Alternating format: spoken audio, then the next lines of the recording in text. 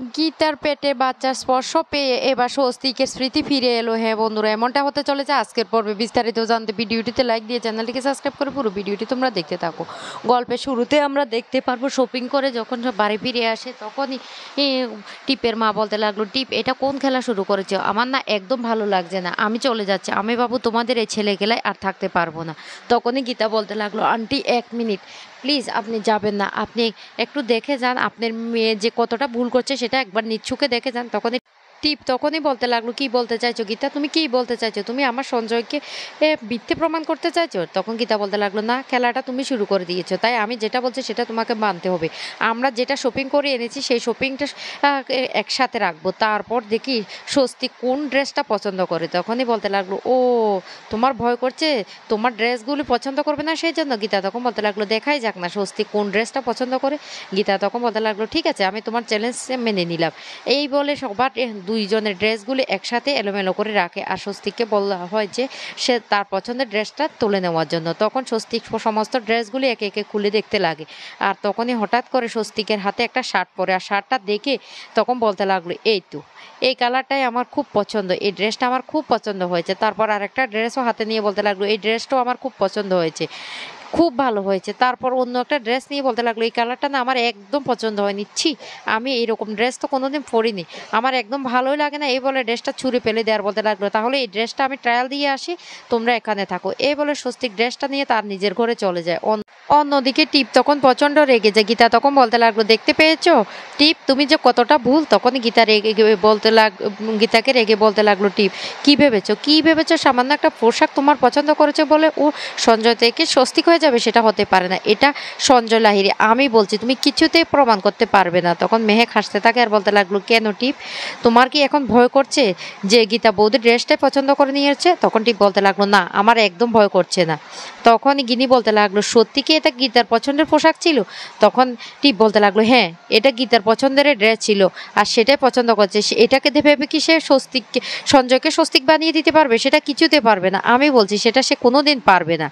তখন গীতা বলতে লাগলো, দেখাই যাক না কি থেকে কি হয় সেটা এবার আমরা দেখিনি। অঙ্কিত তখন হাসতে থাকে আর বলতে লাগলো, টিপ তুমি তো হেরে গিয়েছো, তাহলে তুমি আবার বড় বড় কথা কেন বলছো? টিপ তখন বলতে লাগলো, আমি হারিনি, একটা সামান্য পোশাক দিয়ে কোনো দিন একজন মানুষকে বিচার করা হয় না। গীতা তখন বলতে লাগলো, হ্যাঁ হয় টিপ, আরও অনেক কিছু হয়, দেখো না এবার কি করতে পারে। টিপের মা তখন খুব মন খারাপ করে আর বলতে লাগলো, টিপ এটা তুই ভালো করছিস না, আমার মনে হচ্ছে এই খেলায় তুই সব কিছু হারিয়ে ফেলবি। গীতা তখন বলতে লাগলো, এবার তো নিজের চোখে দেখতে পেলেন আন্টি, আপনার মেয়ে যে কতটা ভুল, আমি যে কতটা সঠিক সেটা বুঝতে পেরেছেন।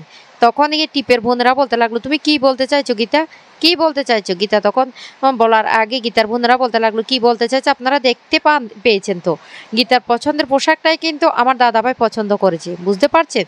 তখন টিপ রেগে সেখান থেকে চলে যায়। এদিকে স্বস্তিক সে ড্রেসটা পরে বলতে লাগলো, টিপ আমাকে কেমন লাগছে একটু বলো তো, কেমন লাগছে বলো না, বলো। তখন টিপ প্রচণ্ড রেগে যায় আর বলতে লাগলো, কেন কেন এই শার্টটা তুমি পছন্দ করেছো? তখনই বলতে লাগলো, এই শার্টটা তো তুমিই পছন্দ করেছো, তাহলে তুমি কেন এখন এই কথাগুলি বলছো, কেন বলছো এই কথাগুলি? তখনই এ কথা বলতে স্বস্তিক বলতে লাগলো, কেন এটা তুমি পছন্দ করোনি? তখনই চিৎকার করে টিপ বলতে লাগলো, না, এই পোশাকটা আমি পছন্দ করিনি, আমি বলছি তো এই পোশাকটা আমি পছন্দ করিনি, এটা গীতা পছন্দ করছে। তখন গীতা সেখানে চলে আসে আর এসে বলতে লাগলো, টিপ তুমি এই ঘরে কেন? তখনই স্বস্তিক বলতে লাগলো, তুমি এই ঘরে কি করছো? গীতা তখন বলতে লাগলো, এটা তো তোমার আর আমার ঘর, তুমি আমার স্বামী। তখনই সঞ্জয় চিৎকার করে বলতে লাগলো, না, আর তুমি আমার স্ত্রী না, আমার স্ত্রী হলো টিপ, আর টিপ তোমার সাথে তো আমার এই কথাটা ছিল না, তুমি এই ঘরে কী করছো? টিপ তখন বলতে লাগলো, আমি এখান দিয়ে যাচ্ছিলাম, আমাকে স্বস্তিক ড্রেসটা দেখানোর জন্য ডেকেছে, সেই জন্য আমি এসেছি। তখন গীতা বলতে লাগলো, তুমি কেন বুঝতে পারছো না স্বস্তিক, কেন বুঝতে পারছো না? তুমি আমার স্বস্তিক, আমি তোমার গীতা, আমি তোমার বিবাহিত আছি। স্বস্তিক তখন চিৎকার করে বলতে লাগলো, না টিপ আমার বিবাহিত আছে, তুমি আমার কেউ না, কেউ না তুমি। তখনই প্রচণ্ড রেগে যায় টিপ। টিপ তখন বলতে লাগলো, ঠিক আছে, আমি এখন এখান থেকে চলে যাচ্ছি। এদিকে গীতাকে অস্বীকার করায় প্রচণ্ড রেগে যায় গীতাও। টিপ তখন দৌড়ে এসে জড়িয়ে ধরে বলতে লাগলো, স্বস্তিক তুমি আমাকে ভালোবাসো, তুমি আমাকে ভালোবাসো, আমি তোমাকে প্রচণ্ড ভালোবাসি, বলো না, বলো বলো। এই বলে স্বস্তিককে জড়িয়ে ধরে। তখন গীতা প্রচণ্ড কষ্ট পেতে থাকে আর গীতা কান্না করতে থাকে। স্বস্তিক তখন বলতে লাগলো, আমি তোমাকে স্বীকারই করি না স্ত্রী বলে, তোমার গর্ভে আমার কোনো সন্তান নেই, তুমি মিথ্যা কথা বলছো, আমার স্ত্রী হলো টিপ, এই তো আমি টিপকে ভালোবাসি। যা শুনে খুব কান্না করতে থাকে গীতা। গীতা তখন মনটা বড্ড খারাপ হয়ে যায়। এদিকে বাড়িতে চলে এসেছে বড়বাবু এসে অগ্নিজিৎ বাবুকে বলতে লাগলো, আমি এসেছি আপনার সাথে কিছু বলার জন্য। অগ্নিজিৎ বাবু তখন বলতে লাগলো, আপনি কি বলতে এসেছেন? বড়বাবু তখনই বলতে লাগলো, আমি একজন লোকের সাথে কথা বলতে এসেছি, যে সঞ্জয় সে যে বসে আছে এই বাড়িতে। এইদিকে গীতা অনেক কান্নাকাটি করতে থাকে আর বলতে লাগলো, স্বস্তিকবাবু আপনি কিভাবে আমাকে অস্বীকার করতে পারলেন? আপনি কি করে পারলেন? আমি তো আপনার স্ত্রী, আপনি কেন আমাকে চিনতে পারছেন না? আমি এবার কি করব? এইদিকে বড়বাবু তখন বলতে লাগলো, শুনুন, আমি না এসেছি স্বস্তিকবাবুর সাথে কথা বলতে। ও সঞ্জয় হয়ে এই বাড়িতে বসে আছে, সেটা তো কিছুতে মেনে নেওয়া যায় না, তাই আমি এখানে এসেছি। গীতা তখন আসলে গীতাকে তখন বলতে লাগলো, শুনো গীতা, তুমি কিন্তু কোনো প্রশ্ন করবে না, আমি কিন্তু ওকে এবার কিন্তু কিছু প্রশ্ন করবো। আমার নাম হলো পঙ্কজ, আমার বাবা ছোটোবেলায় বলতো পাকে যার জন্ম সে নাকি তার নামই পঙ্কজ হয়, তাই আমার প্রশ্নের কাছে ও নিচ্ছে ধরা দেবে, তুমি কোনো প্রশ্ন করবে না। তখন অগ্নিজিৎ বাবু বলতে লাগলো, হ্যাঁ গীতা, কোনো প্রশ্ন করবে না, আমি একজন বাবা হয়ে বলছি, আমার ছেলে আমার চোখের সামনে ঘুরে বেড়াবে আর সে কিছুতেই আমাকে বাবা বলে ডাকবে না, সেটা তো আমি কিছুতে মেনে নেব না, সে তো আমাকে বাবা বলে স্বীকারই করছে না। গীতা তখন বলতে লাগলো, শুনুন বাবা, আপনাকে একটা কথা বলে রাখি, ওই দিন পিঠে যদি সার্জারি চিহ্নটা আপনি দেখে ফেলতেন তাহলে তো সব কিছু ক্লিয়ার হয়ে যেত।